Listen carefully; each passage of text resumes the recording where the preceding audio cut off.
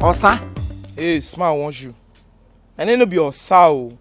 My name na Osas. Osas. Ele hedi iche n'ihe ikporo na ke. Oh! Hey! Auto nyara. Ah, ndogaraga ha ka eleru ga anya ma ga oge. Osa wu maka otu onye. Osas ya wu otu ima na inu gba ewi igwe mmanụ. Ya public of igwe mmanụ ha were s gajuo ndogaraga ihe ka aga na ha. Anyways, owudi ihe mere m jiri kpọwago. M jiri kpọwago ugba. Wait. If na toast you want to toast me. I not go agree. You dey hear me? So talk reasonable talk. Let me toast stage. Mo toast loi. Kama m ga-toast go mpo na kwa akwa ndị ara niile n'ebe ahụ memere hoy mere ha friends mụ na ha wụrụ friends anyị na-aṅụ ma bi mego onye ara ha agazuziri biko hapụ okwu toast ama m na ihe iji adị awa na-echetere m sa agakwe toast ga-etoast na-anago bụrụ onye a ga-etoast mba ga na convent ka shie sister ga shie father.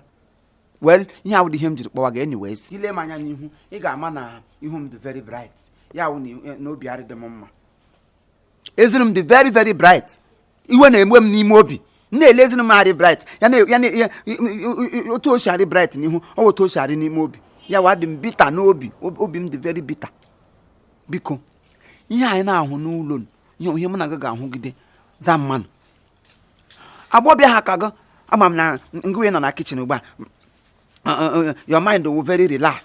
You get na agba mbọ ka ị pụọ shi nga pụọ ga nga adịghị ma ọwụ ga na kege na-eshi ihe ma wụkọta ihe gị na-ara eke nje aba gị isi ofe gị kọla gị na-ara gị chefuzie na ị kwesịrị ịpụ n'ezi ga gba mbọ ndị mmadụ ahụgụ n'ụlọ na ị nọ nga akpuchiri gị ụlọ na kpuchiri gị enwedo onye ga-ahụgụ otu nwa agbọbịa na nobody ga-enwe opportunity ịhụgụ mana gị pụọ apụọ na-ebu awụrụ aja mbugharị ma ọwụ orenji ma ọwụ ụdara gị buru ya na-aga hụ gị dịka ị na-aga gị na-ebugharị ngwa ahịa ga ga-azụ ụdara azụrụ gị ma otu ị dọrọ n'ime kichin ga adịdo onye ga-ahụ gị ị ga-eshi gị n'ọnụ baiga monopos atagbu ogu ya wụrụ otu agadi m anụ nọ na mmiri lekwa ahụ ọnụ obere ogu bụ ahụ ọnụ m acha white ya wụ nga m nọ na ha kacha ala ekwe kpọrọ m bịawa nga ihe m bịara ngwa ahụ edem m ga m na okpo nwa ogbede mgbe esi amụrụ ya nọ ngaji mmere futbọọlụ ọkọta ihe ya na-akọmandụ m ọkọmandụ m ya kọmandụ ọgụ nke m na-ewute m nke gị na-atọ gị ya sị gị gaa weta mmiri gị chere ka eghe aṅara n'ọkụ gaga weta Chineke kpọọ gị ọkụ ọ bụghị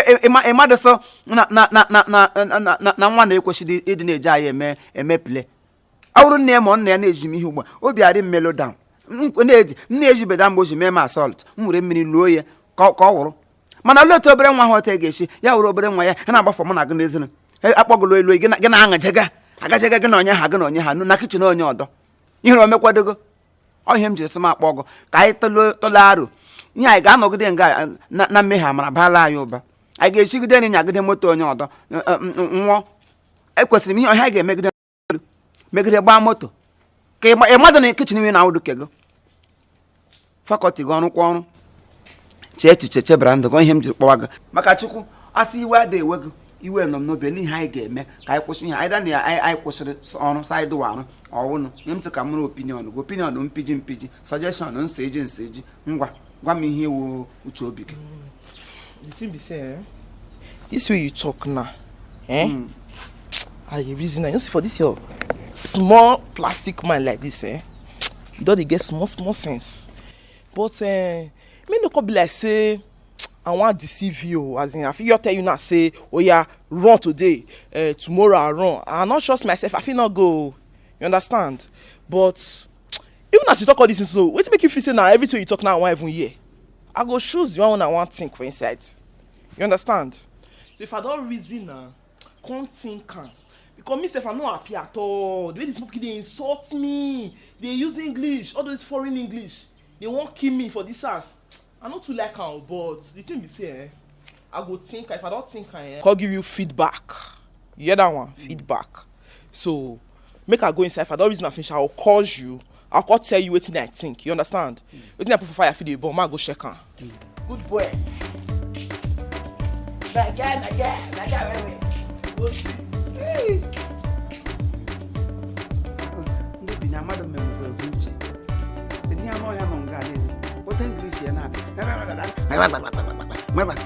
nwụrụ bekee obere nwa na sheshile nwatakịrị sọ bekee na-atọ ka nga ara aga honey chegage sọ ya tinyarị ka nga anya nshi otu ndị mmụọ kichin fọgbukwe na kichin mee ka a ga-ebupụta ozu maka ya nwụdo na kichin mee kpọm basket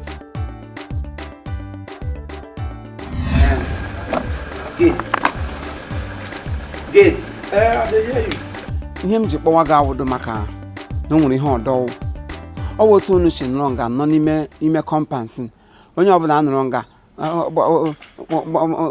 Mary Nas enwere onye ọ na-adị ọsịsọ ime ihe ka unu chefuru echefu na nwe white na unu yi unu che na ọ n'eluigwe ka ọnụnụ chefuo na white ebe white nọ n'elu ala ya wụ black na black na ụwa ọkụ mmụọ elu ya wụ eluigwe unu yiricha white na ọga nga feel o relax ke hụ nọ na kitchen si ya na ngwa eshi na-eshigbu onwe emelu ọkwụrụ n'ụkwụ bịawa oke ibiri ekwụkwụ nkwụ wetin na dey talk wetin na dey talk ihe m na-ekwu ma ga-abịa ekele dịrị Chineke na ịpụtara ọ gbasara maka ọrụ anyị nọ nga arụ ihe ọwụ ihe anyị ga-arụgide nga za mmanụ lede agbọbịa ha ka gị lede oke ebiri oke na-eme nwoke ha ka m lede anụ ọhịa nke akpọrọ onwe ụmụazị anyị nọ nga arụ ọrụ no samari ihe awa nwa anọ anyị bịara nga 1 2 3 4 anyị nọ n'ọrụ akpọrọ nwatakịrị n'ụlọ nga anyị rụgala ọnọrụ no samari enwere onye akwụrụ ụgwọ ele afọ ole ka anyị ga-arụgide ihe rụọ ya pụtaza mmanụ onye m jiri kpọwa ụnụ ga-asị ka anyị tii gị ọnụ mụrụta ga-esi eme echọrọ m ịnụ n'ego ka m sendị ala ndị nga anyị ha jiri enyi wetin you cut talk enwe ihe m kwuru enwe m okwu okay now una say because they no pay us mo do protest as in rag day riot so now the way we go take do am be say me now go seize the pikin carry am come out put for inside motor shey you dey hear me so put for inside motor you drive am una go loss now you dey for gate no open gate for anybody o me now go run you understand go be like say we kidnap the pikin we call a call mona bring ransom mona bring like how much like 2 million I collect 1 million I collect 500k you understand we'll do it like that so how una think how una see am abi gate amadụ m nwere ike ịgbapụtụ ebe a manụ gaga nwaanyị a na-enye ya ọgwụ si ya weta ọgwụ ya na ọgwụ ya agwụla maka ihe na-ebido I hear that one I just hear am I hear that one no cost me o no your cost me na say mo do protest o mo do protest I come tell una say see wetin we go do una come still dey here come still dey talk another thing the thing be say as I dey like this one I no sound dey hungry she be dey see am you look me well you no sound dey hungry I dey kitchen na me dey cook na me dey serve una so if una wan go mo na go I no wan go anywhere if na ever go sef the food go dey belle for me I chop your own I chop your own I chop my own I no dey go anywhere my hand no dey o una bye bye my food dey come.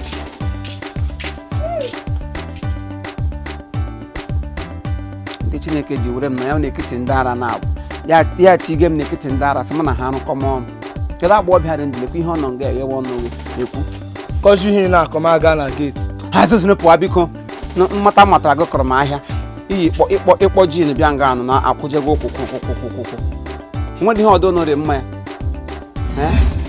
Okay, ever since you got back from the States, you've actually lived here in the city.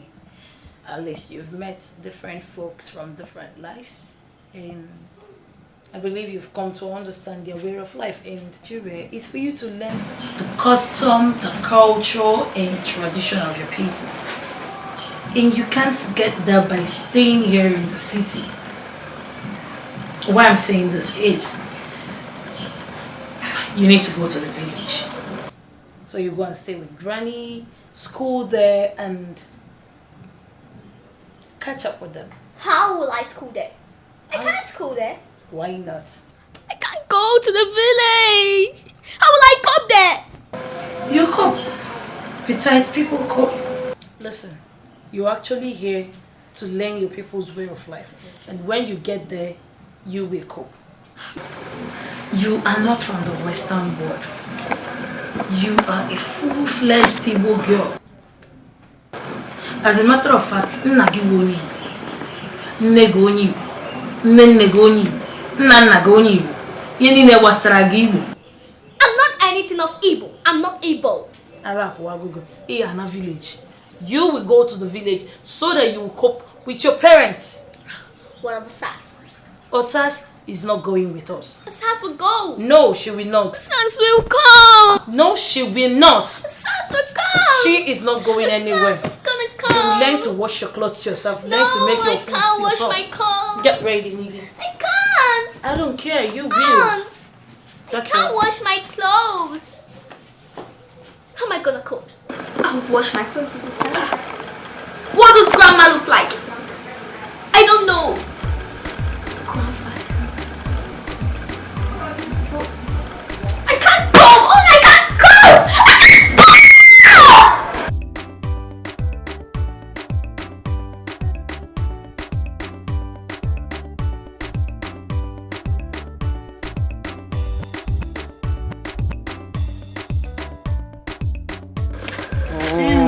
na ayọ m ihe unu na-eme m na-enwe piti n'obi hapụ na mma ala agagatụ ihe m ji onwe m eme biko Shut up, P. Let me go put gate for I ask a nonsense question. I'll give you 2 minutes for next. anya m pụtara nwa beta anụ nta anụ eji nta anụ mụ nne ga atara biko ụhụrụ m ụla ka m nọ n'elu na ime na ugbo ụla ka m nọ n'elu ọrụ m ụla alachala m ya tijara ka akọzi etu m siri na ya mere ọnụ mapụ na ụmụ nwaanyị ntụgharị ụmụ enwere m ficha mmadụ ga-agba mbụ hapụ na ọ ga-elu heri ka atụ echi. Shut up, P! Shut up! Now you go put gate for her. ihe m chọrọ ịla na aka m gagachi ihe m ji ndụ mee ma ọ kwara m ịnọ nga anọchala m so disi na Shut up, dear. You know if you beg and they do one and start getting have a investigate now. See, I'll let you. I don't want you food for night. Onye nkuzi anyị. Ele otu unu dị biko? Anyị dịkwa mma o. Gị na ụmụ akwụkwọ gị. Ụmụazị. Ịchịkọta ụmụazị adịkwa mfe. Ọ dịghị mfe cha. Isi ike karịrị. Mana o nwere n'otu nwa akwụkwọ macha n'ezigbo ife. Nne nwa ọ dị nnọọ ka ọ bụ n'ọnwa. Mana ifu nwa ntụntụ mmadụ na ụmụ akwụkwọ rie nne. Nnegide nwa ọ dị m ka ọ bụ nnọọ mụnwa bife mụrụ ya. Ọ ga-amụtakwa n'ụdị ka Chukwu ga-emecha mere gị ilu ọ dị mụtazie ndị ka ga-aka ndị ahụ mma. Ekpere anyị o. Chukwu ga-eme. Dịkwa ka ekwentị anyị. Hello? Karo nwa m. Arị m mma nwa m, arị m mma. Ọ lọtala? N'obodo anyị a? Hey! Chineke imenụ. Unu na-alọta ugbu a?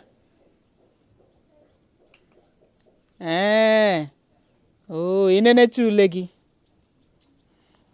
Nsogbu adịrọ. Ngwanụ mgbe unu lọtara. Chineke imeela. Mama Karo, ka anyị bụkwa nka. Nwa m n'obodo oyibo. Nna ahụbeghị anya kemgbe afọ 5. Chineke akpọlatara m ya. Ya bụ n'ezigbo ihe bata. Imetụ ịga ịlaghachite. Nne ndị obodo oyibo. Nne ndị obodo oyibo. Mama Okezie. Okezie ka mma.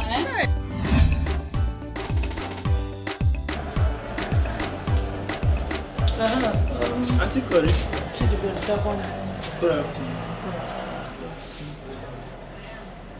Nwekwana ihe nsị ka nkwu. Unu n'elu anya. Unu ga-afụ na ihe adịchara ozi mma. Iyota. My brother bụ onye nwụrụ na enwego issue. Otu o si go nwe issue ego adịghọzi eji akata for the building and ndị nọ n'ime ya. Ụlọ akwụkwọ nwa na agakwuzite sef ada zite m aga maka na ego eji aga akwụkwọ nwa na adịghọ. Inedo obere nwa anyị ego adịkwa. Ya mere echego m ya chi irucha azụ si mba n'oge aka m maka mkpọnarị ya nne m ebe nne m ka dị ndụ nna m ka dị ndụ ka ọ na-aka o je soro ha nọrọ onwe ihe ọ hụrụ rie kama ọ gaa na ebe a gụrụ wee gbuo ya n'otu o si na-adị ya ga njisi ka m wee kpọọ unu n'unu unu ga-abịa ka unu nawa ka unu na-abụ unu na anyị arụsigo onwe otu esi wee jide unu ụgwọ m ga-agbanye chọta ego ka e wee kwụọ unu ụgwọ ka unu na mgbe ọbụla ife mesisikwa wee dị mma unu anataba. Oh, Auntie Corey, that one go hard though. That one go hard. How you say make we dey go? You know this as when I did. Now you be like marriage, na for better for us. Me, I don't know where I want go. How you say me dey go? Where you say ma go? Ma dey go Benin. I no fit go Benin o. I want follow you go that village. I hear what you talk. Say you want go village. I go follow you go that village. Ma go know that visit my mama for there. My mama people for Benin. They so far me. I no fit go back Benin. Me, I no fit leave you. No. Because don't watch who can't deny it because you're caring about them. No.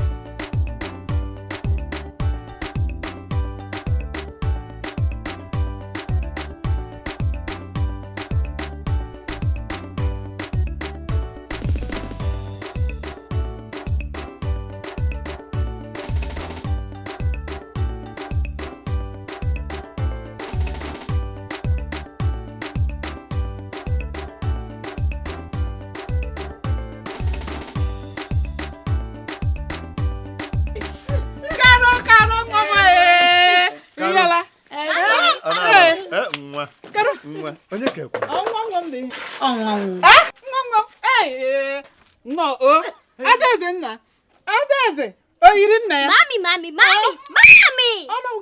It's not a daisy, it's Sharon. Shalom. Oh, yeah, I get one daisy, no. Oh, when you wine. My, yeah, I won't win one. Yeah, I'm way dining. I was sass. Osa. I can't believe no. You brave, no. Osa. Oh, one. Papa, come on. What's the card?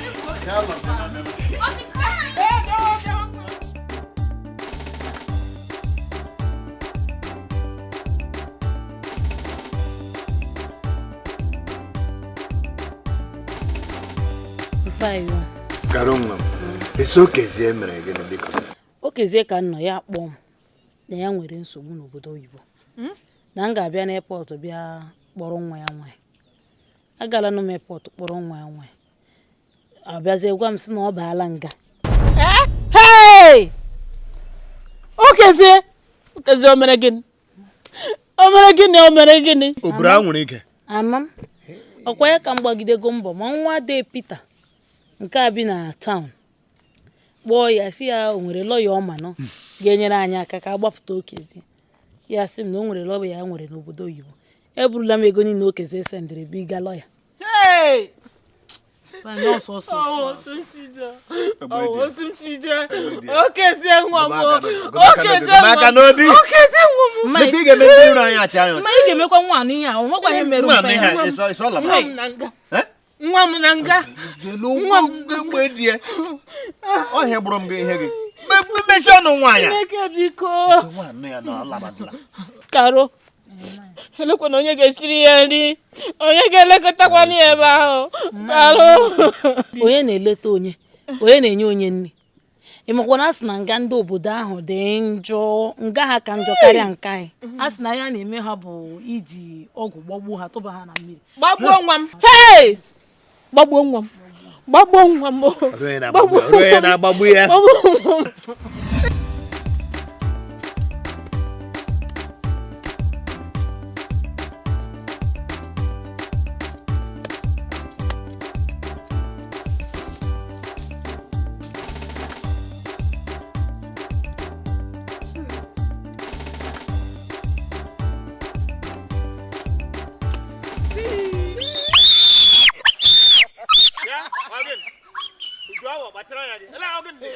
Uduawo. Ele makwasi here one.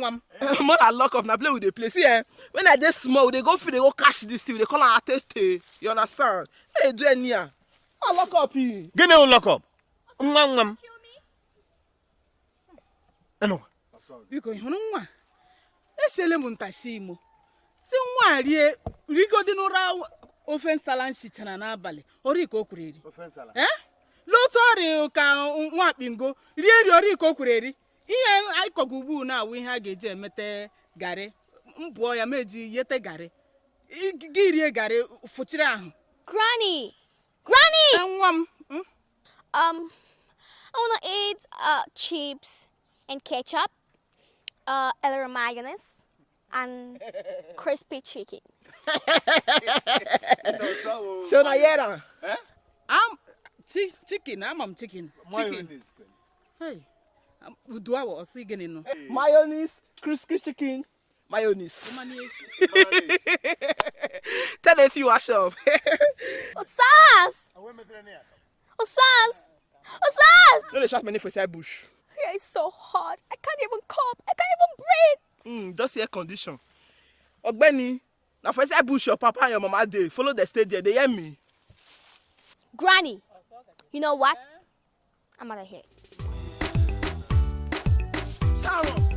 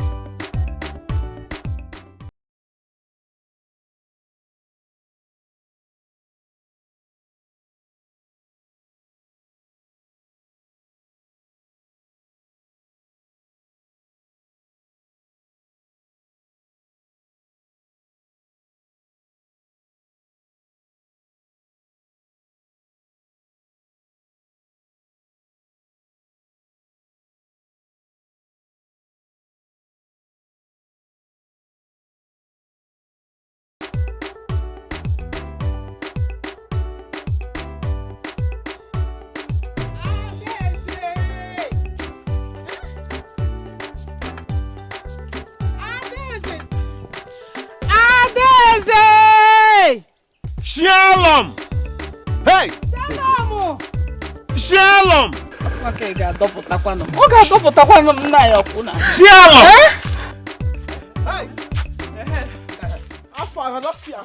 Iko, elebe nwa m. Izo ezi. Itukamele nwa m. Iko kwalikwe ka m na-egbuwa gị isi. I pray knock na. Maybe no go for say bush. Je kwati je tọwara mi. Imekwe. Gakwa ka tọwara m.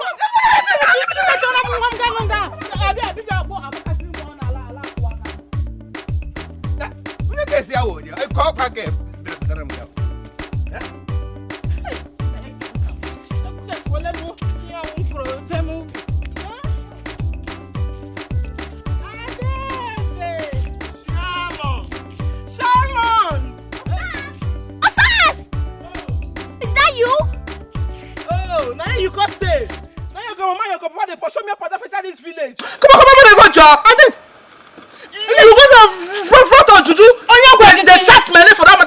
the village juju. Onye kwa giso wa ihu abra ka obere bia no. What? You mean the ghosts and spirits live here? You know before come on mother go jo. Nwa mbia. What's up? I'm stuck. Come and get me here. Hey. Wait. Muna carry my pikin me I don go out. Igbolem.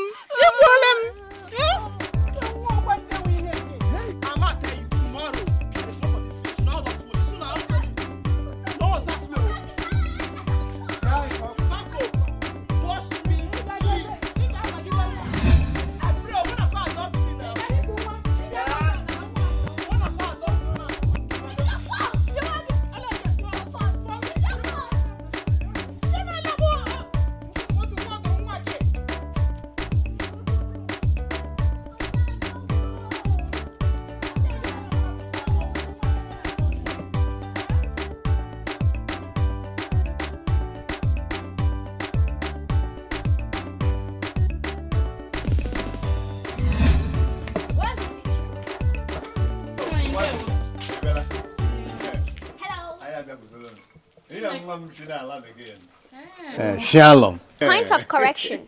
Sharon. Oh, Sharon. Hey, yeah. Nka nwa ga gwara m ga bịa bido akwụkwọ ebe. Shalom. Ọ maka kwa nnọọ. Hey, nne maka o. Ele ebe ọ na-ebido? Ọ ga-ebido na primary 2. Ihe ọ obere ogbure nwa. Ndị iri agriculture. Ngwa ihe mere nụ bụ na ị ga-akpọrọ ya ka ije na nke onye isi anyị. Iruo n'ụzọ anọ na mgbada ebe a. I soro aka nri gị. Ọ ga-edenye afịa mmiri ebe ahụ. Achịkwa m onye isi. E nwere onye nke na-edeyekwa afa nọ n'ime.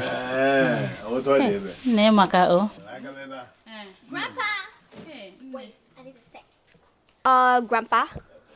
I need to go and ease myself. Easy sir. Easy man. Like wee. I wanna ease myself. Eba mami. I don't know. I wanna ease myself. Hey. I wanna ease myself, Grandpa. Hey. Come on, love.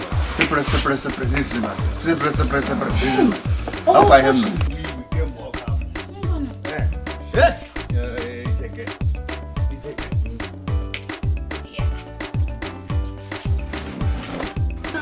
Ele no pan kem. Me ba cho kem. Mama ni gara genyo kem wo kafo. Ndan kuju ne ba cho. Grandpa, what was that? I don't know. Grandpa, I can't school in this school. How will I cope? Just look at all these Asian village schools. I can't school here. They don't have facilities, no eatery, not even an ice cream shop. I don't even see light here. Sharon, nna gị bịa kpọrọ gị. Ọ na-adọ m ibi. Efele m ya. Ama gwa okezie ya bịa kpọrọ gị. Grandpa, you expect me to wear those low-cost uniforms? Huh? I can't school in these schools. I can't even cope. How will I cope in this kind of schools? Just look at the teachers dressing like a villager. Grandpa, you know what? I'm out of here. Ama gwa nna gị ya bịa kpọrọ gị. Hell, Sharon ke ya kpọtara ala ahụ. Ọ ga-adọbi m ibi. Hell.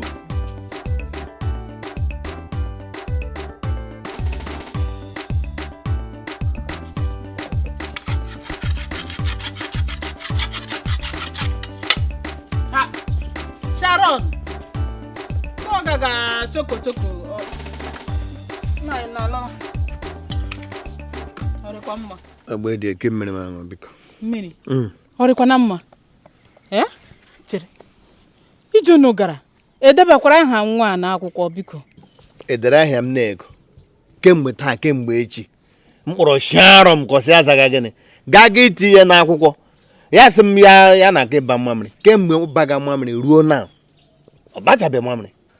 Ka otu o si dọnwụrụ gafee. Biko elekaro. Kpọọ na ọ na-adọ m ibi. Biko. Owo to nwoke. Ele na ebe anyị chọje karo nwa gị nwaanyị. Ebe ka anyị chọje. Inwe were na ekwentị kpọọ ya, anyị ma ya ebe ọ nọ ya lọta bịbịa kpọrọ nwa, anyị zuru ike. Kpọọ na yo ọ na-adọ m ibi. Biko, nye mmiri m aṅụ.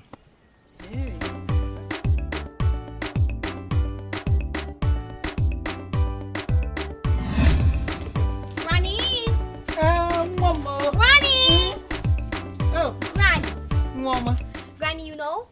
I woke up this morning, and I woke up happily. And I'm starving. I want to try your food today. Hey, mama. I don't know, but I'm starving. I'm hungry. I want to eat. Full. Is it chirindi? Of course. Chirindi? Yes. Irindi? Hey! Okay. Today, Mwam, you get in rim time. I want to try it. Ngwa, jeme, chenga. Oti, huna ekwe no nga, jeme, jedu. Nga. Eh. Ga no do. Okay. Oh, yes, ni mo fo furu, I get ri se ya ma. Oh. Mama. Akia uri hapo. Yesu kleke. Ke wapo na ni zimulike. Kono biari eke. So treto. Ecco che strano bodonnato. Come, I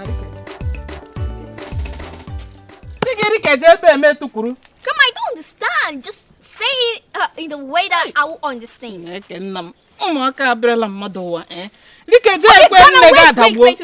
Wait. Okay, as in... Okay.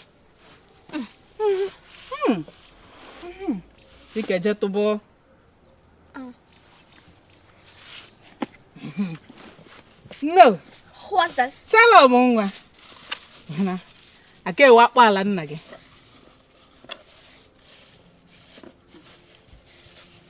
Can I weep? I can't. She kill. My was I am bro. I didn't get proud of working woman. I can't. For Buchana give you. I am my mama. Give you an aka, warrior, Suruno, Ofe, Eshigamu for okro.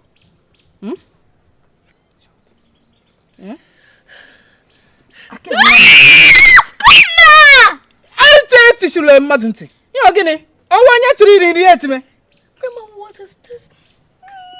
Yeah, Nagiri Mutage. What is this? Grandma!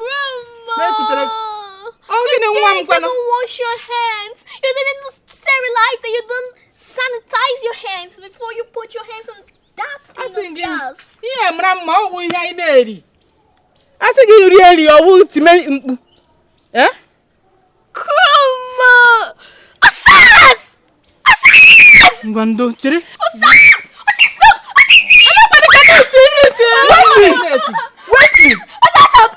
Wait, what's happening?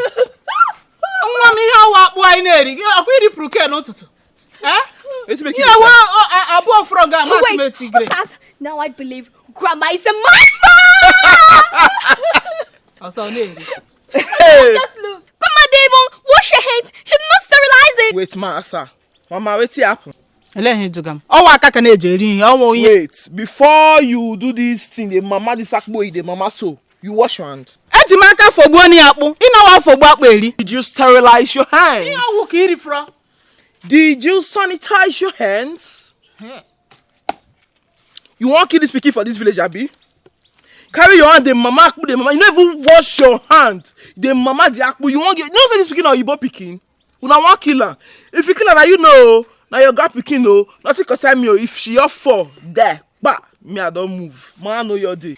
Oh, Sass, I thought she was gonna give me chips and ketchup. And hey, no provoke me. You keep that your cheese check up something for one corner. Forget how they fight for you. Just keep that. Don't provoke me. More enter smart go find. If na custard me you drink. And spoon, just yeah. Just to put it. You got that in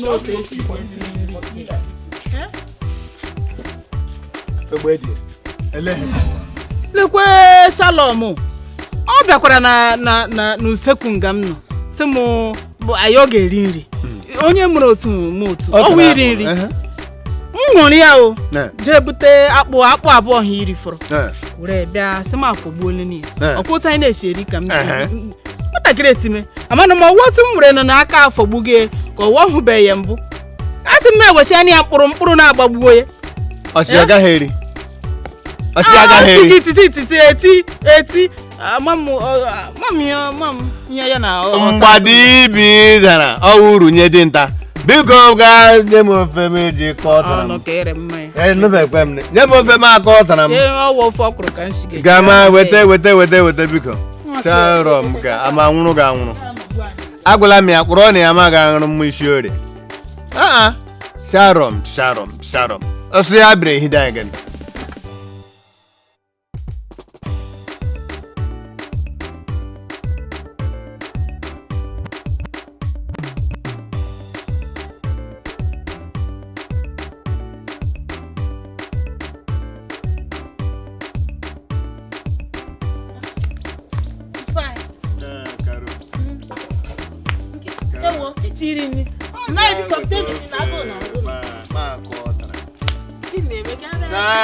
No say ebuge na afọ ga-akpụ.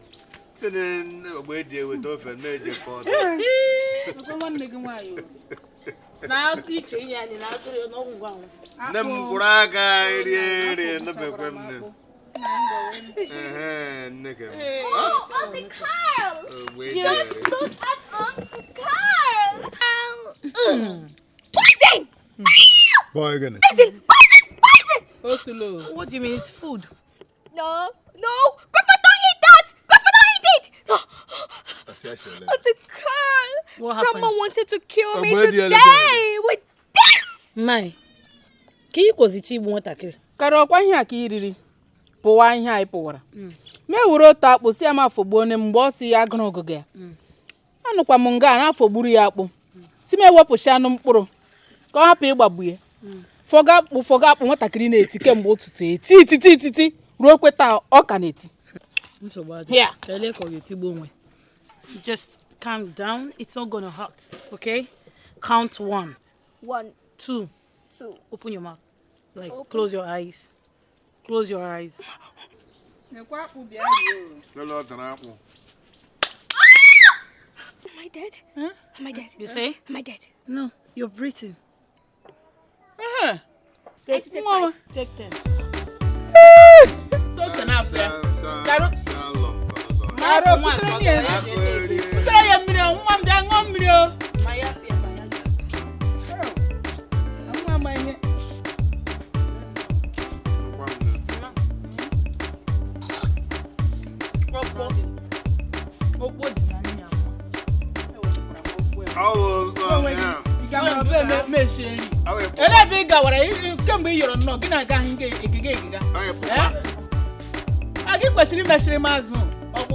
You know, since when they come by this village, they show yourself, scatter. They tell you say do this one, you not do that one, you not do. Even to eat safe, na problem. The other day we'll go farm, you get my run, come out, Moko defend you up and down. If you like, no help your grandmama, no help your grandpa, no help them, yeah? If it's maybe me and you go there forever, very soon I go leave you go.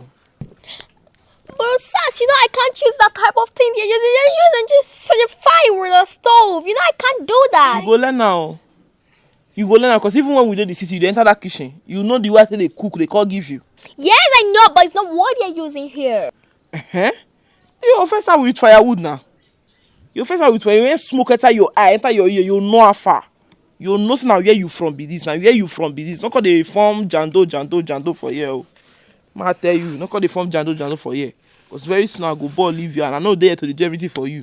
I get my own life to live. I'll move. You going? Yes, now. Sans, don't go now. How can you leave me here? How will I cope? Now you want to pay me? Auntie Corey, where carry all of us will come here. Where are they? She's left. Okay, because she's tired for you. You want me to stay? Now. You want me to stay? They speak like my English. If I tell you my guy, you will tell me say my guy. Where? Oh yeah, now my guy. My guy, where? Talk on. Okay. My guy. Wait. My guy, where?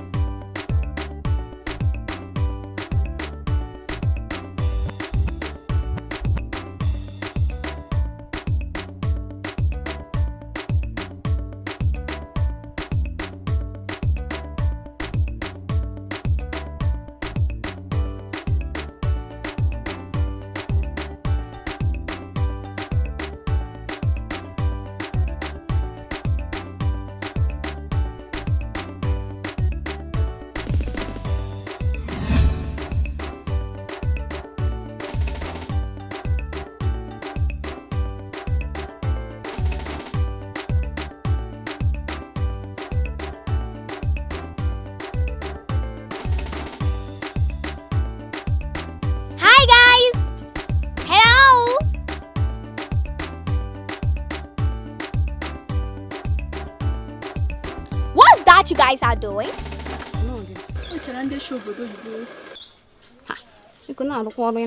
Just answer me.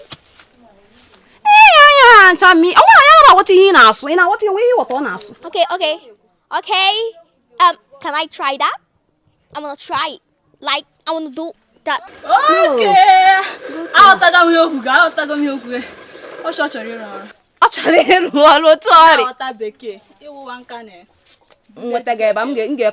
I try yours? Just give me, let me just.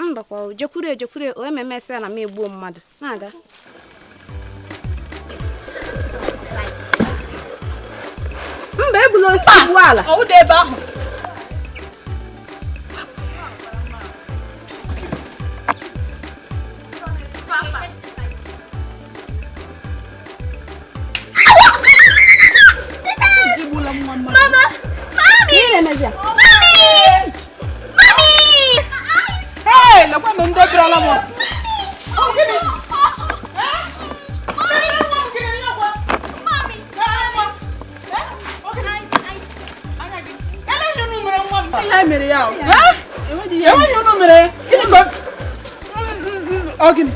just want to try that song you were doing like that. Listen, I didn't give it a son. I'm not going to do what? Who won't niggy? I didn't give you a small. I'm a young go. Get, I don't come out. Get, Mommy! Nando, can you get me?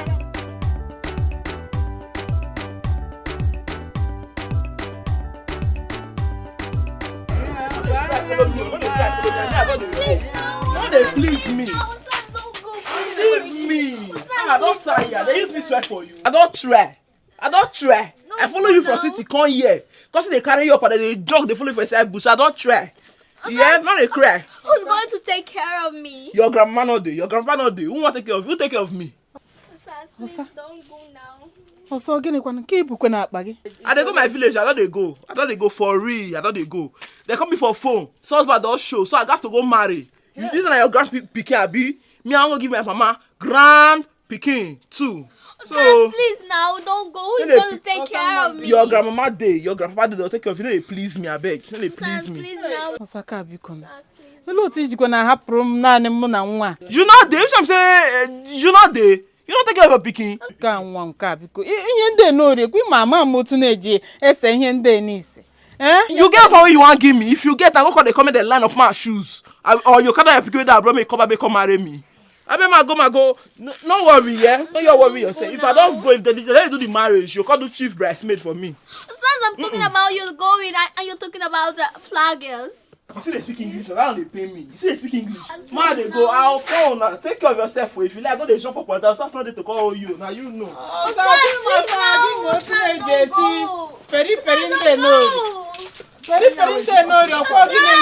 hello, you guys are going to want me and then no, you can know. Osas, please. Hey, Osaka one because when oh, go down one bogano thrown on any because hey, Granny, your sass has left. Just left. We must leave you. You must remember that. Monsieur offense at a time, shake it, one day. Monsieur Lubo, he get it. Oh, got it. Some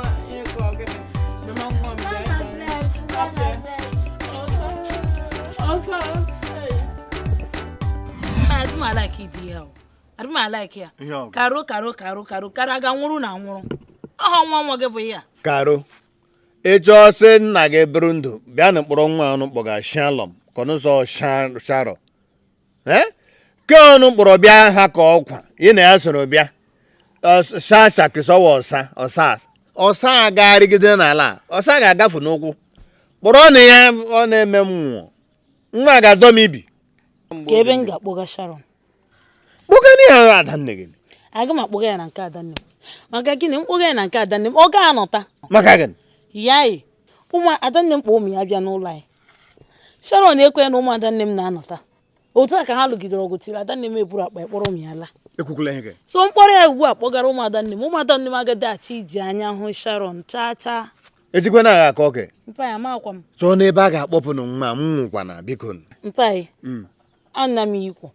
Ị ga-agwa m ọ bụrụ na kara alụgo diketa biri n'obodo ibe gasị m bịa kpagharịba Sharon ọha nwa gị mazị ya ya aga m n'ebe biko kpọpụnụ nwa o gbuo m biko ama m ihe ọnụ mega mpai ihe menu bụ na m ga-akpọ Aunty Chinasa na fon kpọọ jụọ ya ma di ya ọ ga-ekwenụ ka Sharon bịa soro ha bi ịma na di ya wụ onye uwe ojii gbam dam na ịgba m naanị kpọga na ebe ahụ ya mee ha ataghị na nga isi ajụọ ya oyi mezuru ike soro ibe m ṅụrụ mmụ isi orie ama nwụrụ na nwụrụ shalom ma ka iko ọkpa ọsa kpọrọ na ha abụghị agama mina ogbe dị kurugwenu mendụ